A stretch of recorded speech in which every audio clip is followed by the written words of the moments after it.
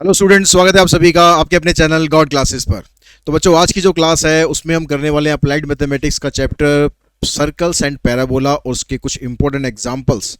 Basic concepts के बारे में यहाँ पर हम बात नहीं करने वाले हैं, वो आपको समझना है तो सर्कल्स एंड पैराबोला की जो प्लेलिस्ट है उसका लिंक मैं ऊपर दे रहा हूँ आई बटन में, वहाँ पर जाके सारे वीडियोस देख लो, समझ लो कि सर्कल्स एंड पैराबोला में क्या क्या होता है, क्या उसके फार्मूलाज होते हैं। यहाँ पर हम सिर्फ करने वाले इंपॉर्टेंट एग्जाम्पल, ऐसे एग्जाम्पल्स जो आपके एग्जाम में भी आ सकते हैं, थोड़ा ट्रिकी एग्जाम्पल्स हैं, तो हो सकता है कि आपके एग्जाम में भी आ जाए। आपको समझने में थोड़ा दिक्कत हो रही होगी, लेकिन इस वीडियो को देखने के बाद, समझने के बाद आपको इन एग्जाम्पल्स को करने में कोई प्रॉब्लम नहीं आएगी। बस आपको क्या करना है, वीडियो को एंड तक देखना है। साथ ही साथ अगर वीडियो आपको पसंद आता है तो वीडियो को लाइक जरूर कर दो, अपने फ्रेंड्स के साथ शेयर करो, चैनल को सब्सक्राइब करके रखो और बेल आइकन को प्रेस करके रखो। बस इतना ही काम करना, बाकी काम मैं यहाँ पर करा रहा हूँ, मेरे साथ साथ समझते चलो।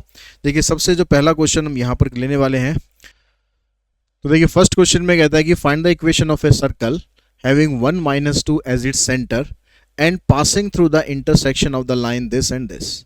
एक सर्कल है जो कि सेंटर उसका ये है, और जो ये दो लाइन आपको दे रखी है ना, इनके इंटरसेक्टिंग पॉइंट से पास कर रहा है। थोड़ा फिगर से समझ लेते हैं, जल्दी समझ में आएगा। ये दो लाइन है आपके पास, एक लाइन ये है, ठीक है, और एक लाइन ये है। अब इन दोनों से, इन दोनों का जो इंटरसेक्टिंग पॉइंट है, इनका इंटरसेक्टिंग पॉइंट क्या है हमारे पास, ये वाला पॉइंट। यहाँ से एक सर्कल पास कर रहा है, तो हमारा सर्कल हमने यहाँ से कर दिया पास, ठीक है, ऐसे कुछ ही सर्कल हमारा पास कर रहा है। अब जो इसका इंटरसेक्टिंग पॉइंट है, आप पहले वो निकाल लो कि इसका इंटरसेक्टिंग पॉइंट हमारे पास क्या है। तो यानी इन दोनों, उसके लिए इन दोनों इक्वेशन को हम सॉल्व कर लेते हैं। तो 3x + y = 14, और दूसरी इक्वेशन है आपके पास 2x + 5y = 18। अब यहाँ पर इन दोनों इक्वेशन को सॉल्व करने के लिए आप एलिमिनेशन मेथड लगा लो। तो मैं यहाँ पर इसको 5 से मल्टीप्लाई कर दूँ, तो ये बन जाएगा 5 × 3 = 15, ये 5y, 14 × 5 = 70, इधर आ गया 2x + 5y = 18। साइन चेंज कर दो, ये कैंसिल, 15 - 2 13, ये आ जाएगा 10 - 8 2, और 6 - 1 5। तो x की वैल्यू आ गई 4। अब x की वैल्यू आप पुट कर दो इधर, तो 3 × 4 = 12, और 12 को उधर ले जाके आप माइनस कर दोगे तो y की वैल्यू आ जाएगी आपके पास 2। तो इसका जो इंटरसेक्टिंग पॉइंट है, जहाँ से सर्कल पास कर रहा है, ये पॉइंट आपको मिल गया 4 और 2। इस सर्कल का जो सेंटर है ये आपको दे रखा है 1 - 2, ये इसका सेंटर है। तो अब इसकी हेल्प से आप क्या कर लो, पहले इसका रेडियस निकाल लो। तो रेडियस क्या आएगा सर्कल का, उसके लिए लगा दो डिस्टेंस फार्मूला, क्योंकि ये दो पॉइंट है, ये सेंटर है, यहाँ से सर्कल पास कर रहा है, तो ये इसका रेडियस हो जाएगा। तो 2 - 1 प्लस 2 - 1 नहीं, 4 - 1 और 2 + 2, तो यहाँ पर आएगा 4, ठीक है, और 2 यहाँ पर ये माइनस है, तो माइनस माइनस प्लस हो गया। तो ये बन गया आपके पास 4 - 1 3, 3 का स्क्वायर 9, प्लस 4 का स्क्वायर 16, यानी 25, 25 का स्क्वायर रूट आ गया 5। अब आपके पास सर्कल का सेंटर भी है और सर्कल की रेडियस भी है, तो इक्वेशन ऑफ सर्कल अब आप बना सकते हो। Equation of circle x - h, h मतलब सेंटर का पॉइंट कितना है 1, plus y - k, k already minus में तो प्लस हो जाएगा, इक्वल्स टू r का स्क्वायर, r आया हमारे पास 5। इनको खोल दो, x² - 2x + 1, y² + 4y + 4, और ये हो जाएगा 25।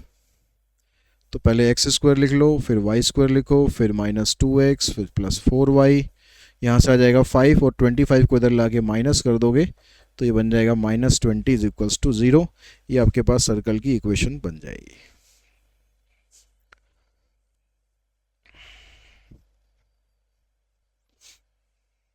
उसके बाद नेक्स्ट क्वेश्चन पे चलते हैं। नेक्स्ट में कहता है कि if the intercept on the line y = x, ये हमारे पास लाइन की इक्वेशन है। If the intercept on the line y = x by the circle this is AB, then find the equation of the circle on AB as diameter।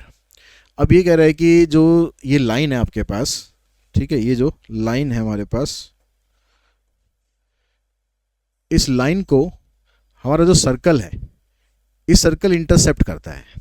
अब circle intercept करता है तो circle हम ले लेते हैं, सर्कल इंटरसेप्ट करता है, ठीक है, ये इसको इंटरसेप्ट कर रहा है। अब ये किस पॉइंट पर इंटरसेप्ट कर रहा है ये निकालने के लिए आपको इन दोनों इक्वेशन को सॉल्व करना पड़ेगा, सर्कल की इक्वेशन और लाइन की इक्वेशन। तो अब यहाँ से x इक्वल्स टू वाई है, इस वैल्यू को आप यहाँ पर पुट कर दो, x की जगह y कर दो या y की जगह x कर दो, बात एक ही पढ़नी है आपको। तो इक्वेशन हमारे पास एक्स स्क्वायर प्लस जो y है y की जगह भी आप x ही पुट कर दो, माइनस 2x इक्वल्स टू 0। तो ये बन गया 2x square minus 2x equals to 0, 2x common निकाल दो। तो एक बार 2x को 0 रखेंगे और एक बार x माइनस 1 को 0 रखेंगे, तो x की वैल्यू आपको 0 मिल गई और x की वैल्यू 1 मिल गई। अब x की वैल्यू अगर 0 है तो यहाँ से y की वैल्यू निकालेंगे, 0 आएगी। If x equals to 0 then y also equals to 0। तो पॉइंट क्या बन गया, 0 0। If x equals to 1 then y equals to 1। तो पॉइंट क्या बन गया, 1 1। अभी जो दोनों पॉइंट थे, ये एक पॉइंट कह रहा था कि a है और एक b है, तो ये आपके पास पॉइंट आ गए 0 0 और ये पॉइंट आ गया 1 1। अब ये आपसे कह रहा है कि then find the equation of circle on A B as diameter. अगर इस सर्कल का डायमीटर हम ए बी कंसीडर करें तो इसकी इक्वेशन क्या होगी। तो डायमीटर के आपको दोनों पॉइंट मिल गए, तो यानी आप यहाँ पर इक्वेशन ऑफ सर्कल बना दो डायमीटर फॉर्म से। ये क्या होती है, x minus x1 x minus x2 plus y minus y1 y minus y2। तो x1 0 हो गया, x2 1 हो गया, ऐसे यहाँ पर ये 0 हो गया और ये भी 1 हो गया, इक्वल्स टू में 0। इसको इससे मल्टीप्लाई करेंगे तो आ जाएगा x square minus x y square minus y, यानी इक्वेशन को स्टैंडर्ड फॉर्म में लिखेंगे तो x square plus y square minus x minus y equals to 0। ये हमारे पास इसका आंसर बन गया।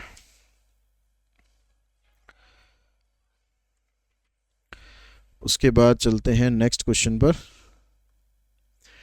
नेक्स्ट में कहता है कि prove that the centre of the three circle, ये तीन सर्कल है, कि ये है, एक ये है और एक ये है, are collinear.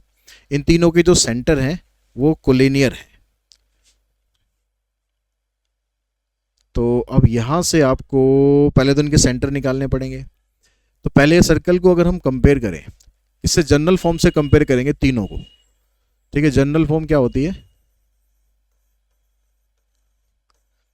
X square plus y square 2gx 2fy plus c equals to 0। तो इन सभी को हम इससे कंपेयर करेंगे। तो पहले वाले सर्कल में, ठीक है, इन फर्स्ट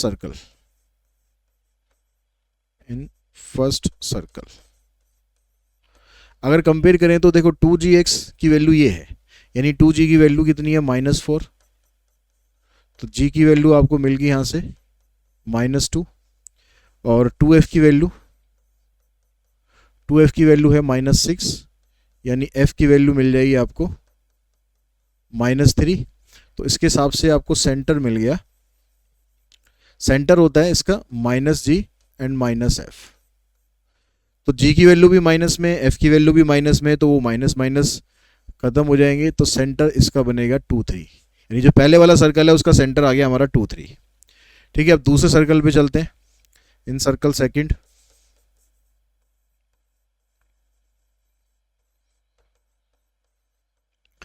यहाँ पर कंपेयर करते हैं तो 2g की वैल्यू ये है, तो 2g की वैल्यू आ गई 2, तो यहाँ से g की वैल्यू मिलेगी आपको 1। यहाँ से 2g की वैल्यू 4 है, g की नहीं, f की। तो f की वैल्यू होगी आपके पास 2। तो इसके हिसाब से सेंटर क्या बन जाएगा, सेंटर आ गया इसका -1 और -2। अब थर्ड सर्कल,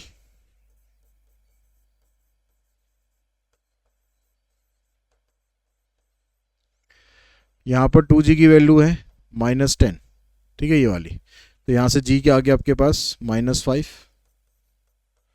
और 2f है आपके पास -16,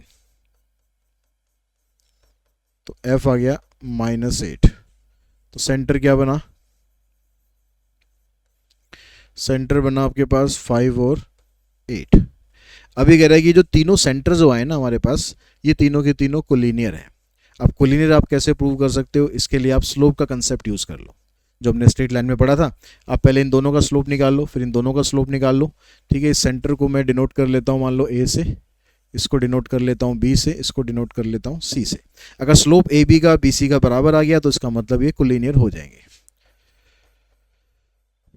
तो स्लोप ऑफ ए बी निकालेंगे, ये आ जाएगा यहाँ से -2 -3, ठीक है। फार्मूला याद है ना, y2 - y1 divided by x2 - x1। तो -1 -2, तो ऊपर -5 नीचे -3 यानी 5/3। अब स्लोप ऑफ निकाल दो आप BC, तो यह आ जाएगा 8 + 2 और 5 + 1, तो 10/6 यानी 5/3। अब दोनों के स्लोप बराबर हैं, देयरफॉर सेंटर ऑफ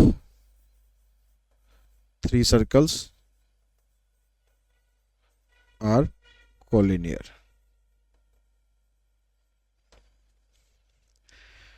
उसके बाद आते हैं हम नेक्स्ट क्वेश्चन पर। यहाँ पर कहता है कि show that the point these are the concyclic. Concyclic होता है कि जो चारों पॉइंट है ना वो एक ही सर्कल के ऊपर आ रहे हैं। और कंसाइक्लिक के अलावा आपको ये भी दिखाना है कि रेडियस और सेंटर क्या है उस सर्कल का, ठीक है, जिस पर ये पॉइंट आ रहे हैं। तो अब ऐसे क्वेश्चन में आपको क्या करना होगा, 3 पॉइंट को लेकर एक सर्कल की इक्वेशन बनाएंगे। कोई से भी 3 पॉइंट आप ले लो, यहाँ 4 दे रखे ना, मान लो ये तीनों ले लेते हैं। इन तीनों पॉइंट को यूज़ करके सर्कल की इक्वेशन बनाएंगे, और जो सर्कल की इक्वेशन आएगी उसमें ये चौथा पॉइंट पुट करके देखेंगे कि सेटिस्फाई करता है या नहीं करता है। अगर ये इस सर्कल की इक्वेशन को सेटिस्फाई कर गया तो इसका मतलब ये चारों पॉइंट कंसाइक्लिक हैं। तो देखो, अब सर्कल हम तीनों पॉइंट को लेके चलते हैं कि सर्कल पासिस थ्रू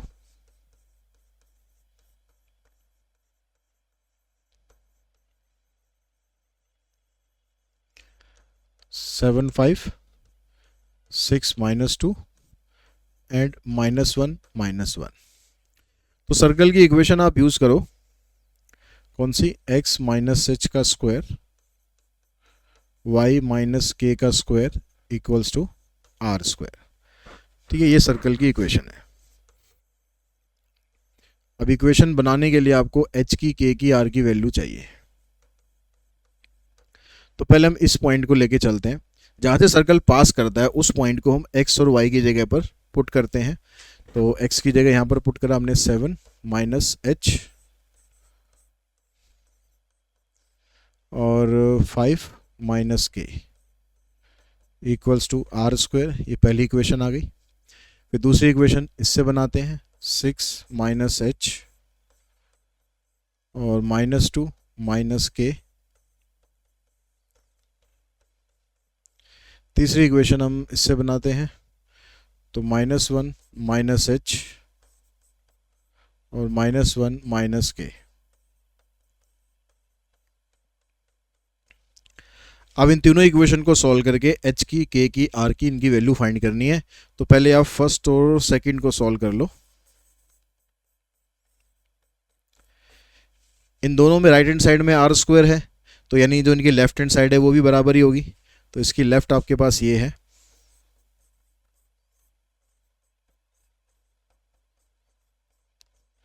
और इसकी लेफ्ट ये है।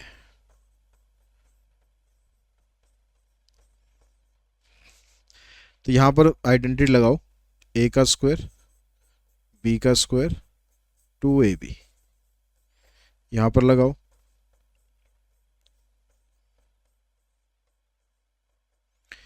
यहाँ पर लगाओ, और जब दोनों में माइनस होता है तो आइडेंटिटी प्लस की लग जाती है। अब यहाँ से देखो ये एच स्क्वायर इससे कैंसिल, के स्क्वायर इससे कैंसिल, एच वाली टर्म को एक तरफ इकट्ठा करेंगे, -12 इधर आके +12 हो जाएगी, इसके साथ सॉल्व होगी तो -2h। के वाली टर्म 4 के इधर आके माइनस होगी, यहाँ पर ऑलरेडी माइनस है तो -14k।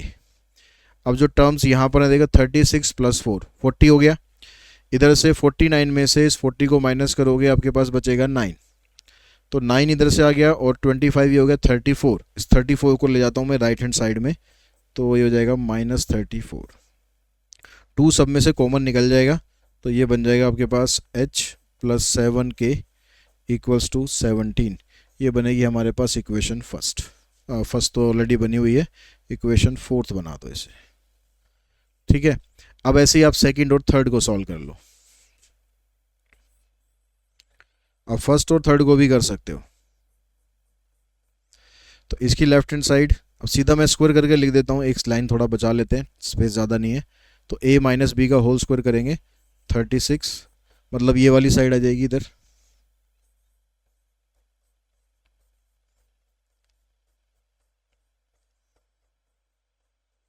इक्वल्स टू इसकी लेफ्ट हैंड साइड ये है तो 1 का स्क्वायर, h का स्क्वायर, 2h, 1 का स्क्वायर, k का स्क्वायर और 2k।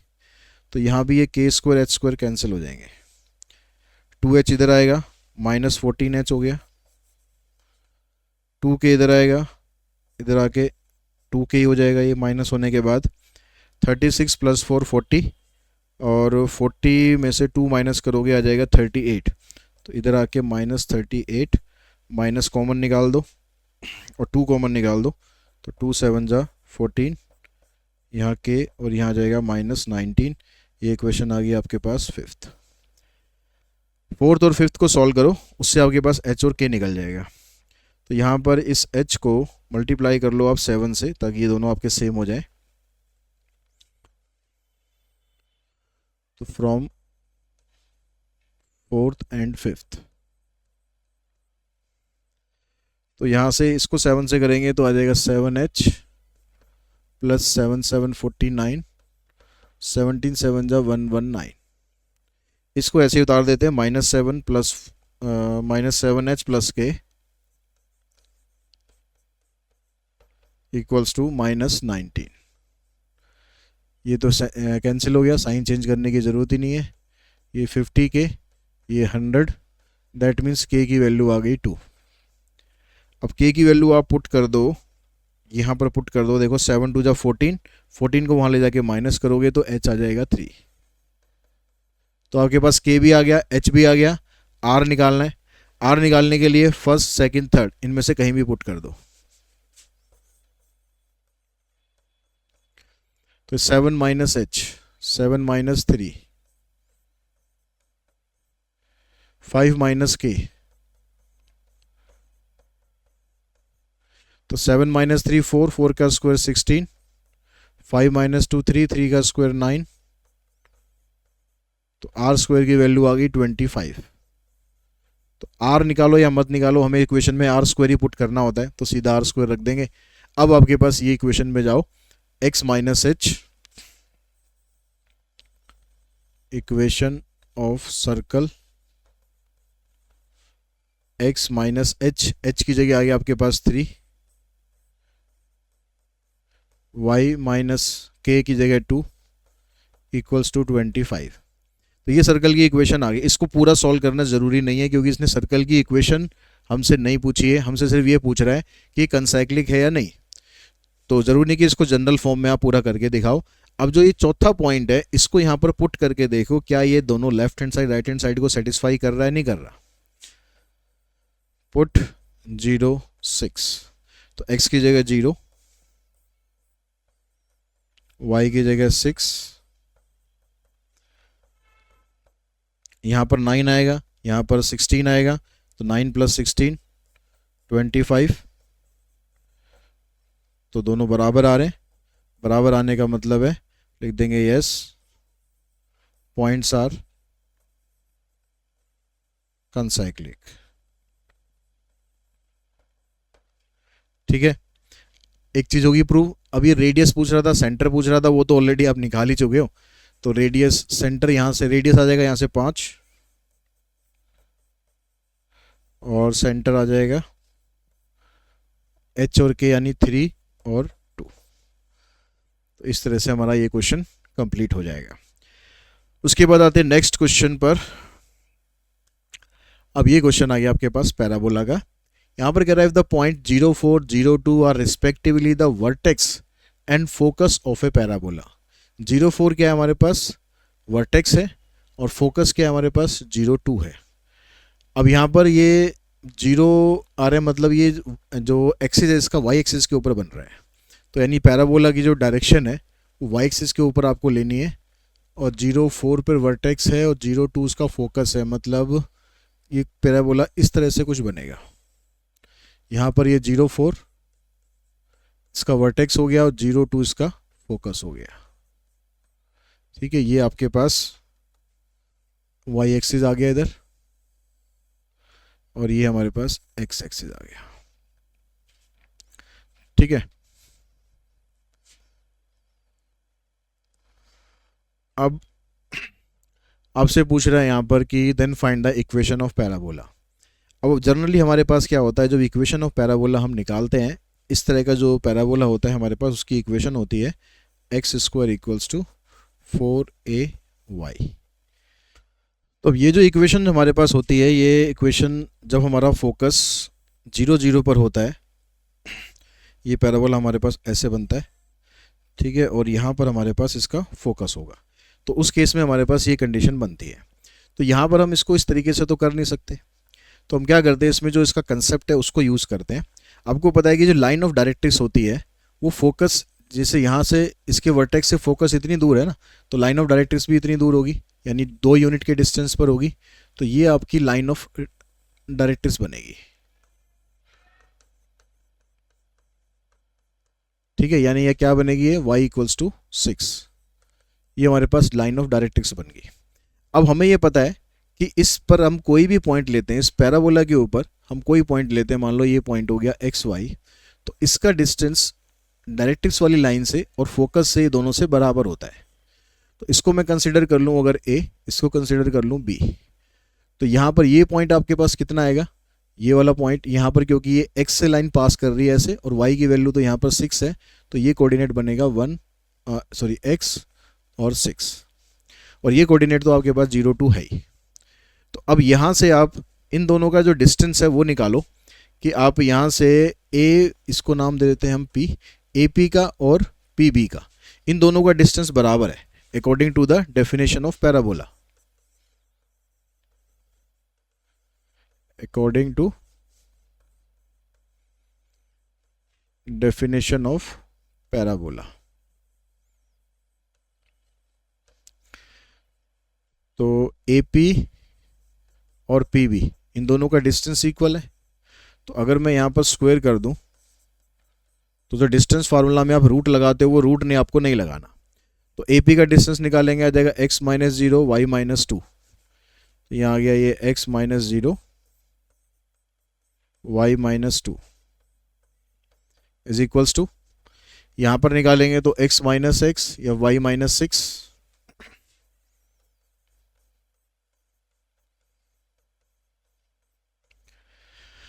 तो यहाँ रह गया एक्स स्क्वायर, इधर आ गया Y square minus 4y plus 4, ये तो 0 हो जाएगा, y square minus 12y plus 36, y square cancel, तो एक्स स्क्वायर ये आ जाएगा यहाँ से प्लस में 8y, 4 को उधर ले जाओ माइनस कर दो 32, या इसको इधर ही लिख लो, एक ही तरफ लिख लो, x square plus 8y minus 32 is equals to 0। ये आपके पास इक्वेशन ऑफ पैराबोला बन जाएगी। ठीक है, इसको अगर आप इस फॉर्मेट में दिखाना चाहते हो, इस वाले फॉर्मेट में दिखाना चाहते हो, तो आपको ये कह रहा है कि भाई आप इसको उस साइड ले जाओ, माइनस 8y प्लस 32, तो आप यहाँ से कॉमन निकाल दो, माइनस 4 कॉमन निकाल दो, ये हो जाएगा y माइनस 8। तो आप ऐसे भी छोड़ सकते हो और ऐसे भी छोड़ सकते हो, दोनों तरीके से आपका आंसर ठीक है। 8 और 8 कॉमन निकलेगा ना, 4 इधर आएगा। ठीक है, उसके बाद आप आ जाओ नेक्स्ट क्वेश्चन पर। तो नेक्स्ट क्वेश्चन में कहता है कि double ordinate of the parabola y square equals to 4ax is of length 8a। तो हम ये मान लेते हैं, ये जो पैराबोला एक तो आपको ये दे रखा है Y square equal to 4ax, मतलब ये पैराबोला हो गया आपके पास, ये पैराबोला आ गया हमारे पास।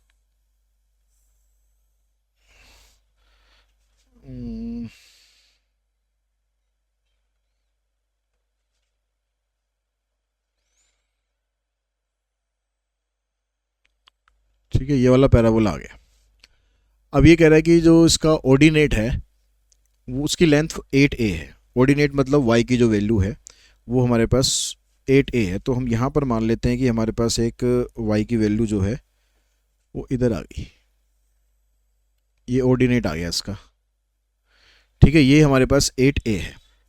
ये वाला जो ऑर्डिनेट हमारा आ रहा है ये पैराबोला को इस पॉइंट पर कट कर रहा है, इस पॉइंट को मान लिया हमने p। ठीक है, अब ये टोटल लेंथ इसकी 8 है। हमें पता है कि पैराबोला जो होता है वो सिमेट्रिक होता है, वो सिमेट्रिक होता है, तो जो ऊपर का जो डिस्टेंस है ये भी 4a बनेगा और ये भी 4a बनेगा। ठीक, और ओरिजिन से ये जो डिस्टेंस है ये भी हमें पता नहीं है, ये हम मान लेते हैं कि ये डिस्टेंस हमारा, ये मान लेते हैं आप m मान लो। ठीक है, कुछ भी आप मान लेना, ये डिस्टेंस, ये सारी चीज़ें आपको लिखनी है।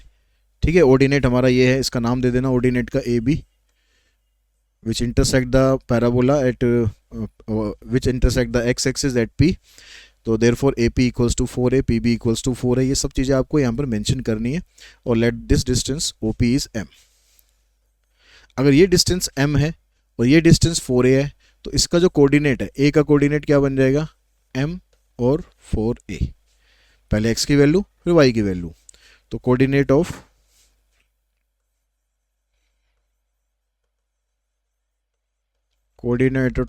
a are m and 4a, और कोऑर्डिनेट ऑफ b क्या बनेगा,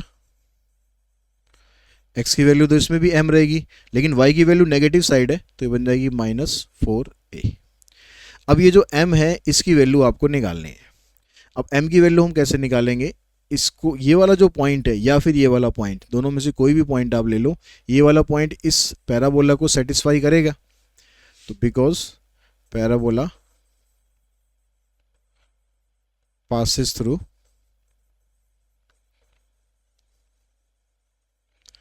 a, इसका मतलब जो m के कोऑर्डिनेट है वो इस इक्वेशन को सेटिस्फाई करेंगे। तो यहाँ y की जगह पुट कर देंगे आप 4a equals to 4a, x की जगह पुट कर देंगे m। तो एक 4a से एक 4a कैंसिल हो जाएगा, m की वैल्यू आ जाएगी 4a। तो इसका मतलब coordinate of a and b are, a का कोऑर्डिनेट बन जाएगा 4a और b का कोऑर्डिनेट बनेगा 4a और -4a। ये कोऑर्डिनेट आ गए इसके।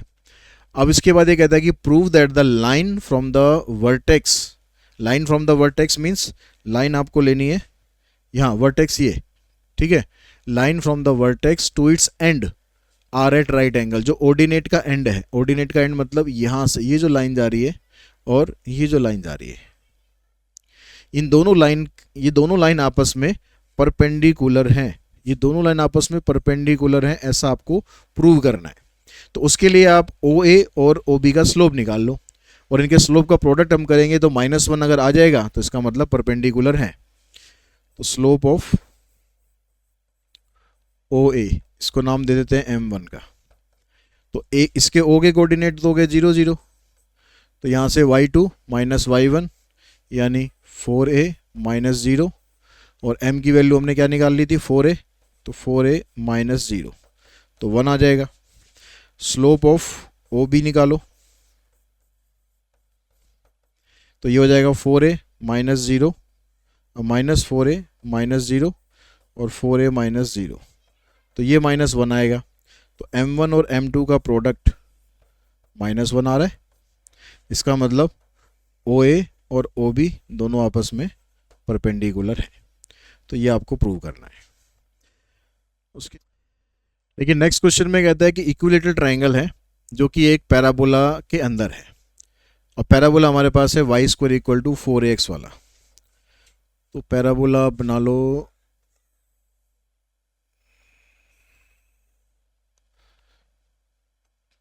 तो ये पैराबोला हमारे पास, अब एक इक्विलेटरल ट्राइंगल इस पैराबोला के अंदर है और उसका एक vertex is at the vertex of parabola, एक वर्टेक्स पैराबोला के वर्टेक्स पर है।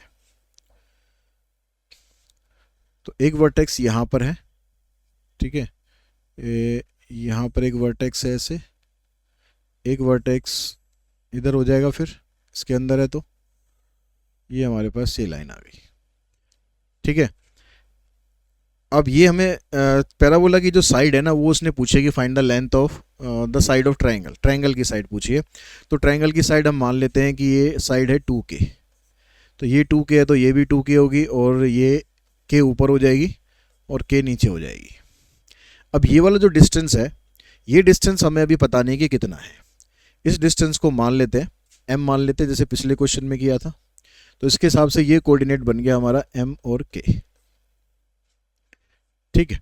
अब यहाँ से आपको m और k के बीच में एक रिलेशनशिप फाइंड करना है, और आपको k की वैल्यू फाइंड करनी है, m की वैल्यू भी और k की वैल्यू, दोनों वैल्यू आपको फाइंड करनी है।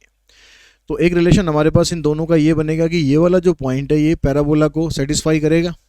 तो y की जगह पर हम पुट कर सकते हैं k, और x की जगह पुट कर सकते हैं हम m। तो k स्क्वायर की जो वैल्यू है ये 4am के बराबर आ गई। अब उसके बाद दूसरा रिलेशन हम इसमें क्या बना सकते हैं कि ये जो डिस्टेंस है आपके पास, ये वाला जो डिस्टेंस है ये 2k दे रखा है, या फिर आप इसमें रिलेशन बनाओ इक्विलेटरल ट्राइंगल का, आप area low, area of equilateral triangle. तो ये होता है √3/4 इंटू में साइड का स्क्वायर, तो ये बनेगा आपके पास √3/4 इंटू में 4k स्क्वायर, तो √3k² हो गया। अब इसी ट्राइंगल का एरिया हम दूसरे तरीके से निकालते हैं, उसके लिए simply half into base into height लगाते हैं।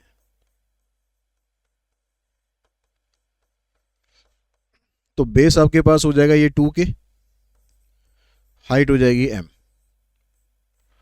तो ये आ गया हमारे पास km। अब ये दोनों ही इसी ट्राइंगल के एरिया थे, तो इसका मतलब ये दोनों आपस में बराबर होने चाहिए, इससे ये कैंसिल हो जाएगा। तो m की वैल्यू बन गई आपके पास √3k। तो अब आप यहाँ पर m की जगह पर ये √3k पुट कर दो। From first k square equals to में 4a इंटू में √3k, तो इससे ये कैंसिल हो जाएगा। तो आपके पास k की वैल्यू आ जाएगी 4√3a, यानी जो साइड आएगी आपके पास इक्विलेटरल ट्राइंगल की ये 2k थी, तो इसका मतलब 2 इंटू में 4√3a, तो ये बन जाएगी 8√3a। इस तरह से आप इक्विलेटरल ट्राइंगल की साइड निकाल सकते हैं। उसके बाद आते हैं हम नेक्स्ट क्वेश्चन पर। नेक्स्ट में कहता है कि एक पैराबोलिक रिफ्लेक्टर है, 20 सेंटीमीटर उसका डायमीटर है एंड 5 सेंटीमीटर डीप है, 5 सेंटीमीटर वो डीप है। तो find the focus, focus find करना है। तो ये क्वेश्चन तो काफ़ी मतलब आसानी है। इसमें जैसे आपने एक पैराबोलिक रिफ्लेक्टर बना लेना है, किसी भी एक्सिस पर आप ले सकते हो। तो ये पैराबोला आ गया, ये कह रहा है कि जिसका जो डायमीटर है, यहाँ से जो डायमीटर है ये 20 सेंटीमीटर का है।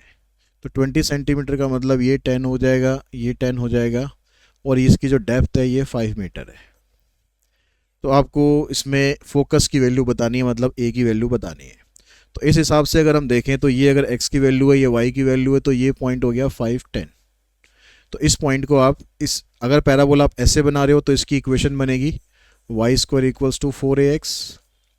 अब यहाँ पर दिखा के कि दिस पॉइंट सेटिस्फाई या this point lie on the parabola, तो y की जगह पर आप पुट कर देंगे 10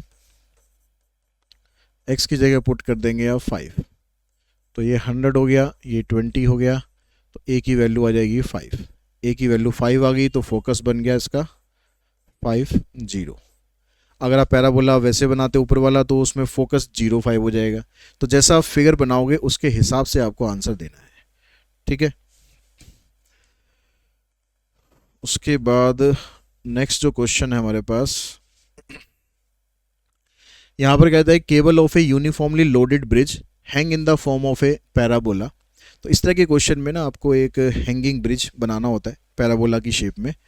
तो एक तरह से आपने ये एक हैंगिंग ब्रिज बना दिया ये, ठीक है। The roadway which is horizontal and 100 metre long is supported by the vertical wire attach to the cable, the longest wire being 30 metre and the shortest being 6 metre. अब जो यहाँ पर रोड है ये आपको 100 मीटर रोड दे रखा है, और जो इसमें लॉन्गेस्ट वायर जो लटक रही है, जो लॉन्गेस्ट वायर है यहाँ पर, ये मान लो कॉर्नर पे लॉन्गेस्ट वायर है ये 30 मीटर की है, तो दोनों साइड है 30 मीटर की। और जो शॉर्टेस्ट वायर है वो 6 मीटर की है, जो शॉर्टेस्ट वायर है ये 6 मीटर की है,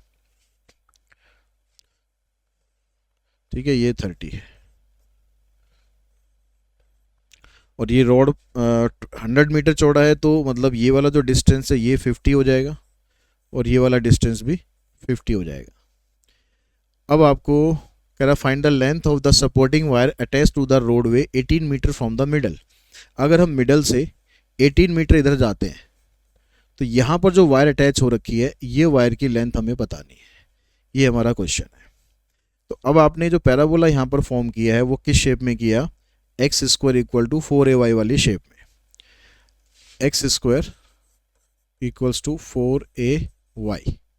लेकिन यहाँ पर एक चीज़ ध्यान देंगे, जो फोकस है ना इसका वो यहाँ पर शिफ्ट हो गया फोकस। तो खाली अगर फोकस शिफ्ट हुआ है तो उस केस में आप इस इक्वेशन को ऐसे ना लिख के इसको आप ऐसे लिखेंगे x square equal to 4ay minus 6। Reason दे देंगे because origin is shifted, origin is shifted 6 metre towards positive y axis. अगर पॉजिटिव y एक्सिस की तरफ होगा तो y माइनस 6 लेना है, अगर नेगेटिव की तरफ होता है तो प्लस 6 ले लेंगे। तो ये आपके पास इस पैराबोला की इक्वेशन है। अब जो यहाँ पर सबसे लॉन्गेस्ट वायर है ये 30 है, और ये वाला जो डिस्टेंस है ये वाला डिस्टेंस हमारा ये हो गया 50। तो यानी ये जो कोऑर्डिनेट है हमारा ये बनेगा 50 और 30। अब ये वाला पॉइंट इस इक्वेशन को सेटिस्फाई करेगा, तो x की जगह पर आप यहाँ पर 50 पुट करेंगे, y की जगह पुट करेंगे आप 30, तो ये आएगा 2500 4a, ये हो जाएगा 24। तो a की वैल्यू आ जाएगी 2500 डिवाइडेड बाय 96। अभी ऐसे ही रहने देते हैं, बाद में काटेंगे। तो इसको आप पुट कर दो वापस यहाँ पर, तो इक्वेशन ऑफ पैराबोला क्या बन जाएगा, x square equals to 4a into में y माइनस 6। ये हो गया। अब ये कहता है कि अगर हम x की वैल्यू 18 लें, मतलब ओरिजिन से 18 मीटर इधर जाएं, तो उस समय जो y आएगा उसकी वैल्यू क्या होगी। तो x अगर हमारे पास 18 है तो y की वैल्यू क्या होगी, तो यहाँ पर x की जगह आप 18 पुट करो, यह आ जाएगा 2500 अपॉन 24 और y माइनस 6। 4 से इसे काट लेते हैं, 4 से कट जाएगा ये, 4 से 24, ये आ जाएगा। इसको आप इधर लाओ तो ये आ जाएगा 18 का स्क्वायर हो गया 324 into 6 upon 625 equals to y minus 6। तो 6 चौक 24, 6 दूनी 12 तो 14, 6 3 18 और 1 19 प्लस में 6। तो 1944 को डिवाइड कर लो आप 625 से, तो ये आपके पास बनता है 3.11 प्लस में 6, तो y की वैल्यू आ जाएगी 9.11। यानी अगर आप मिडल से वायर एक लेते हो, मिडल से 18 मीटर की डिस्टेंस पर अगर आप वायर लेते हो तो उसकी जो लेंथ होगी वो आ जाएगी 9.11। Length of wire from 18 metre distance to middle is 9.11 metre. तो इसी क्वेश्चन के साथ ही जो सर्कल एंड पैराबोला के एग्जांपल्स हैं उसको हम यहीं पर फिनिश करते हैं। आई होप आपको सारे एग्जांपल्स सही से समझ में आ गए होंगे, कैसे आपको एग्जांपल्स करने चाहिए इसके, और आपके एग्ज़ाम में इसमें से कुछ ना कुछ क्वेश्चन ज़रूर आएंगे, ऐसी हमें उम्मीद है। तो प्रैक्टिस करते रहिए, अच्छे अच्छे मार्क्स लाते रहिए। आज की इस वीडियो में इतना ही। Thanks to all of you.